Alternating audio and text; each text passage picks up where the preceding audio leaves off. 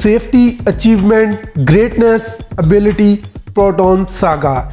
Ismail Jafar नामी एक Malaysian फ़ौजी ने ये नाम तजवीज़ किया था और मलेशिया में ये एक बहुत सक्सेसफुल कार होने के बाद अब ये वाली गाड़ी पाकिस्तानी मार्केट के अंदर भी लॉन्च की जा चुकी है। पाकिस्तानी मार्केट में प्रोटॉन सागा एक बेहतरीन इजाफा है और एक पर्पस बिल्ड और रीजनेबली प्राइस्ड कार है पाकिस्तानी अवाम के लिए। प्रोटॉन ने 1996 में लोटस कार कंपनी खरीदी थी जो कि British sports car manufacturing company थी। सागा की जो जनरेशन और इंजन पाकिस्तान में आया है उसकी तैयारी में लोटस की एक्सपर्टीज़ शामिल है और इंजन तो ये 2000 के अंदर लोटस फैक्ट्री के अंदर ही ग्राउंड अप बिल्ट हुआ था।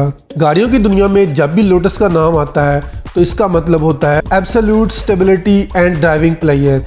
ये नाम याद रखना इसलिए भी ज़रूरी है कि वीडियो में आगे जाके इसका बहुत ज़्यादा तज़किरा होने वाला है। पाकिस्तान की मार्केट के अंदर जब भी कोई गाड़ी लॉन्च की जाती है तो उसमें से बहुत सारे फीचर्स निकाल दिए जाते हैं।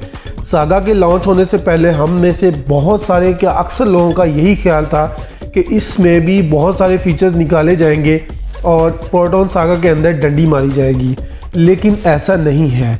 इस गाड़ी के अंदर बेहतरीन फीचर्स हैं जो कि इंटरनेशनल वर्जन्स के अंदर भी मौजूद हैं। इसकी जो अच्छी चीज़ें हैं उसके अंदर ABS आपको यहाँ पे स्टैंडर्ड दिया जा रहा है, स्टेबिलिटी कंट्रोल जो कि एस वर्जन में है, पार्किंग सेंसर्स आपको इन गाड़ियों के अंदर मिल जाएंगे, रिवर्स कैमरा आपको इस गाड़ी के अंदर मिल जाएगा, पावर विंडोज़ उन्होंने स्टैंडर्ड की है, सीट हाइट एडजस्टमेंट इन गाड़ियों के अंदर स्टैंडर्ड है, सेफ्टी के हवाले से एयर बैग्स इन गाड़ियों के अंदर स्टैंडर्ड है, टर्न इंडिकेटर सिग्नल्स इन गाड़ियों के अंदर स्टैंडर्ड है। ये सारे बहुत ही कन्वीनियंट फीचर्स हैं जो कि इस प्राइस की गाड़ी के अंदर होना एक बहुत ही अच्छी चीज़ है। स्पेशली स्टेबिलिटी कंट्रोल 25 लाख से नीचे किसी भी गाड़ी के अंदर पाकिस्तान में मौजूद नहीं है। इस लिहाज से सागा इस क्लास में टॉप है। प्रोटॉन सागा बेस या एस और नॉर्मल ऑटोमेटिक ट्रांसमिशन वर्जन की प्राइस में तकरीबन 1 लाख रुपए का डिफरेंस है, लेकिन जो फीचर्स एस वर्जन में है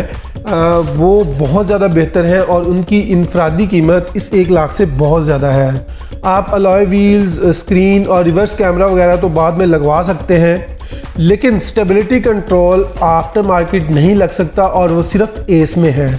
ऑडियो कंट्रोल्स जो कि स्टीयरिंग व्हील के ऊपर हैं वो भी सिर्फ एस वर्जन में है और ये भी आफ्टर मार्केट लगवाना एक बहुत ही मुश्किल काम है। अगर तो आप ऑटोमेटिक ट्रांसमिशन ले रहे हैं तो कोशिश करके एस ले लें। आई अंडरस्टैंड कि ये 1 लाख प्राइस वाला फ़र्क इस ब्रैकेट के अंदर बहुत ज़्यादा है, लेकिन जो चीज़ें आपको एस में एडिशनल मिल रही हैं it's just an एक्सपेक्शनल upgrade. Saga Pakistan में 20 लाख से 22.25 लाख तक रेंज रखी गई है। क्या ये प्राइसिंग दुरुस्त है? लेकिन अगर हम मलेशिया से प्राइसेस कंपेयर करें तो ये एक डिफरेंस बहुत ज़्यादा लगता है, लेकिन आपको याद रखना होगा कि ये मलेशिया के एक इंडिजिनस प्रोडक्ट है जो कि उन्होंने मलेशिया के अंदर डेवलप की थी और मलेशिया में कामयाब होने के बाद अब बाकी मार्केट के अंदर ये एक्सपोर्ट कर रहे हैं। अब हमने देखना ये है कि जिन ममालिक के अंदर ये वाली गाड़ी एक्सपोर्ट की जाती है उस हिसाब से ये पाकिस्तान के अंदर इसकी जो प्राइस है वो कम है या ज़्यादा है। अगर मलेशिया से प्राइस कंपैरिजन किया जाए तो सागा का जो मैनुअल वेरिएंट है, बेस वेरिएंट, उसकी जो प्राइस है वो 32,000 रिंगट है मलेशियन और जो पाकिस्तानी हिसाब से तकरीबन 12 लाख रुपए बनते हैं। इस हिसाब से 64% अबव है प्राइस पाकिस्तान के अंदर मलेशिया से। लेकिन अगर हम X70 की प्राइस को देखें जो कि 1,07,000 रिंगट है और जो पाकिस्तान की तकरीबन 40 लाख रुपए बनते हैं, जो कि पाकिस्तान के X70 की प्राइस के हिसाब से 17% अबव है। लेकिन हमें ये याद रखना पड़ेगा कि X70 के CKD यूनिट्स ही मलेशिया के अंदर आते हैं, उसके लोकल मैन्युफैक्चरिंग मलेशिया के अंदर नहीं होती है। अब हमें ये देखना है कि जिन मार्केट के अंदर सागा CPU या CKD यूनिट एक्सपोर्ट की जाती है वहाँ पे इसकी प्राइस में क्या डिफरेंस है पाकिस्तानी प्राइस से। जहाँ तक मुझे याद है कीनिया मार्केट के अंदर प्रोटॉन सागा के CKD यूनिट्स एक्सपोर्ट करता है और वहाँ पे सागा के मैनुअल ट्रांसमिशन की जो प्राइस है वो 13,42,000 केनियन शिलिंग है, जो कि पाकिस्तानी तकरीबन 19 लाख रुपए बनते हैं। और जो सागा एस की जो प्राइस है वहाँ पे वो तकरीबन 15,74,000 केनियन शिलिंग्स हैं, जो कि तकरीबन 22,40,000 रुपए बनते हैं। इस हिसाब से तो उन्होंने बिल्कुल उसी प्राइस के अंदर ये वाली गाड़ी पाकिस्तान में लॉन्च की है जिस प्राइस के अंदर वो केनिया में दे रहे हैं। अगर हम वहाँ पे देखें जहाँ पे ये कम्प्लीटली बिल्ड यूनिट एक्सपोर्ट किए जाते हैं, जो कि इजिप्ट मार्केट है, तो वहाँ पे जो सागा का मैनुअल ट्रांसमिशन वेरिएंट है उसकी जो प्राइस है वो 1,66,900 इजिप्शियन है, और जो कि पाकिस्तानी हिसाब से 16,30,000 रुपये बनते हैं। और जो एस की प्राइस है जो कि CBU है और वो है 2,03,000 रुपये, जो कि पाकिस्तानी तकरीबन 19,82,000 रुपये बनते हैं।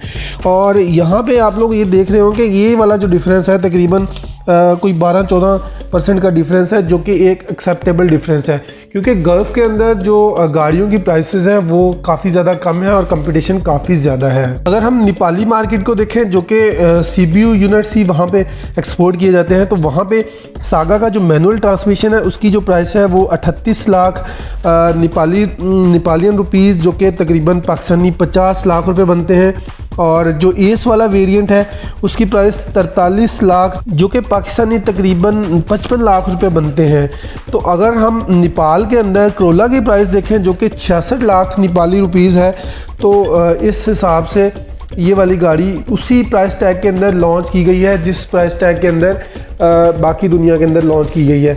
यानी कि उन्होंने एक एक्सेप्टेबल और मौजू प्राइस के अंदर पाकिस्तान में ये वाली गाड़ी लॉन्च की है। जबकि अगर हम बाकी गाड़ियों को देखें जो कि चाइनीज़ गाड़ियाँ हैं और पाकिस्तानी मार्केट के अंदर बहुत हाई प्राइसेस पे बेची जा रही हैं, तो इस हिसाब से आई एम प्रीटी सेटिस्फाइड कि सागा की जो प्राइस है वो बाकी इंटरनेशनल मार्केट के हिसाब से ही उन्होंने रखी है और ये एक रीज़नेबल प्राइस है। क्योंकि अगर 12-14 या 20% प्राइस डिफरेंस भी हो जाए तो ये एक्सेप्टेबल है, क्योंकि पाकिस्तान का जो टैक्स सिस्टम है वो काफ़ी कॉम्प्लिकेटेड टैक्स सिस्टम है और इतना प्राइस डिफरेंस वैसे भी आ ही जाता है। आई एम क्वाइट सेटिस्फाइड कि इसकी जो प्राइस है वो काफ़ी रीज़नेबल है। अगर आप मलेशियन रिव्यूज़ वगैरह भी देखें सागा के बारे में, तो एक ही चीज़ जो कि देखने को मिलती है वो है ब्रिलियंट हैंडलिंग या प्रोटॉन ड्राइव, जो कि काफ़ी अच्छी इसकी स्टेबिलिटी है और काफ़ी अच्छी ड्राइव है।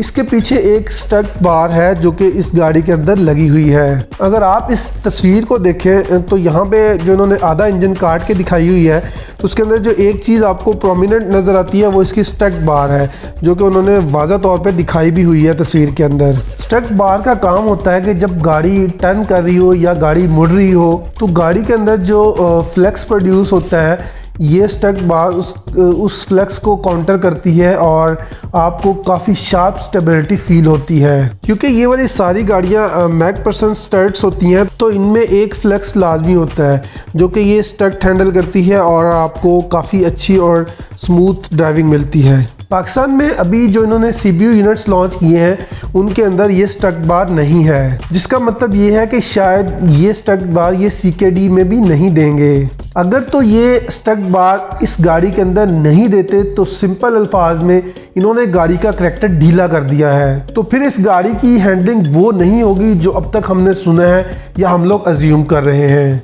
अगर आप देखें जितने भी कंट्रीज़ के अंदर ये वाली गाड़ी बिक रही है, मलेशियन मार्केट, इजिप्शियन मार्केट, तो वहाँ पे ये स्टक बार स्टैंडर्ड है। ये बेस मॉडल में भी है और ये एस मॉडल में भी है। जब ये गाड़ी डिज़ाइन ही स्टक बार के साथ की गई है तो इसका मतलब यह है कि this is an integral part of this car. गाड़ी के फ्रेम का जब ये इंटेग्रल पार्ट है तो आई बिलीव कि इट्स वेरी रॉन्ग इन्होंने इस स्टक बार को इस गाड़ी के अंदर इंक्लूड नहीं किया। और ये स्टक बार कोई इतनी महंगी चीज़ नहीं होती, ये सिंपल एक लोहे का पाइप होता है जिसने दोनों स्टक्स टावर को आपस में जोड़ा होता है। तो आई डोंट नो कि उन्होंने इतने कम पैसे बचाने के लिए ये वाला काम क्यों किया है, लेकिन इससे गाड़ी की हैंडलिंग पे और गाड़ी की शार्पनेस पे ठीक ठाक फ़र्क फील होगा।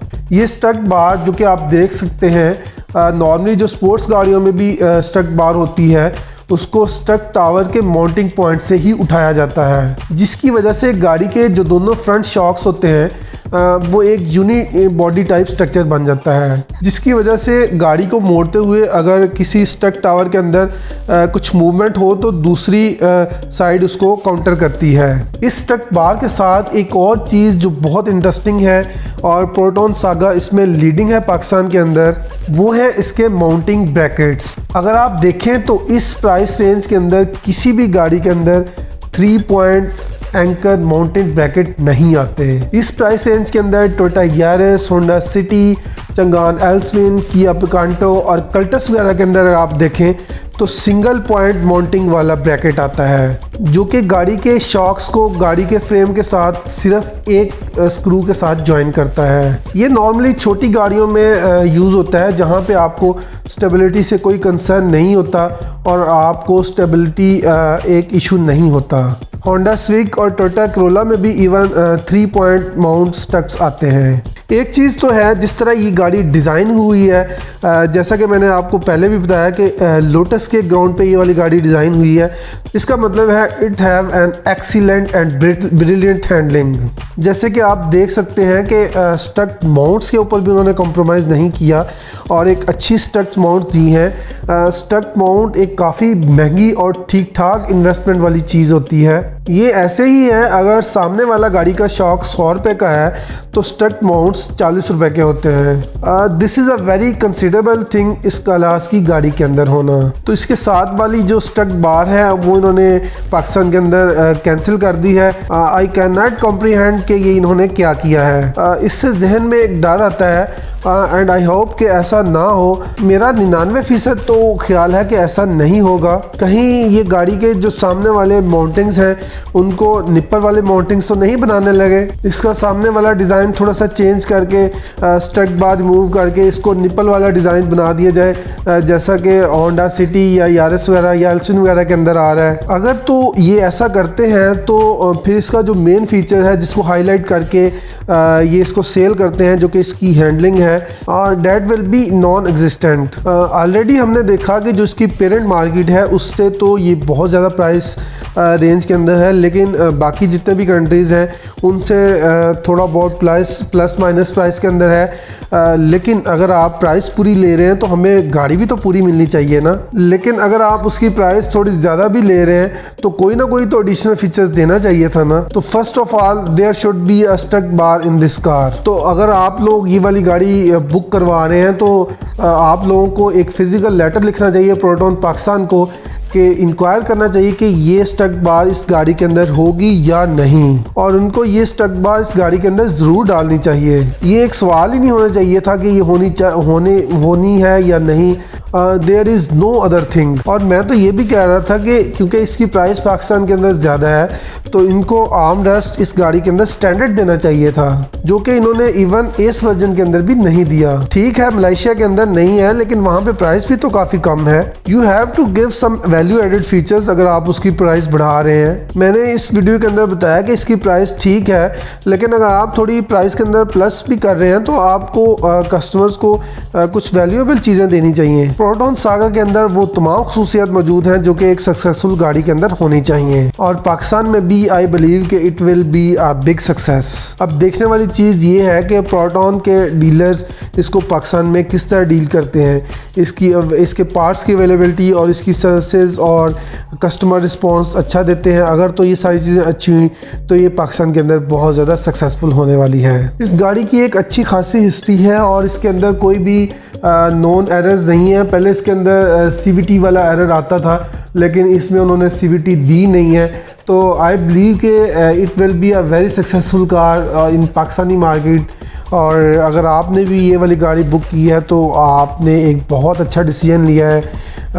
आई होप कि आपको आज की वीडियो अच्छी लगी होगी। वीडियो अच्छी लगी तो लाइक और शेयर किए बगैर मत जाइएगा। चैनल पे नए हो तो सब्सक्राइब कर लीजिएगा। मिलते हैं बहुत जल्द किसी नेक्स्ट वीडियो के अंदर, तब तक के लिए अल्लाह हाफिज़।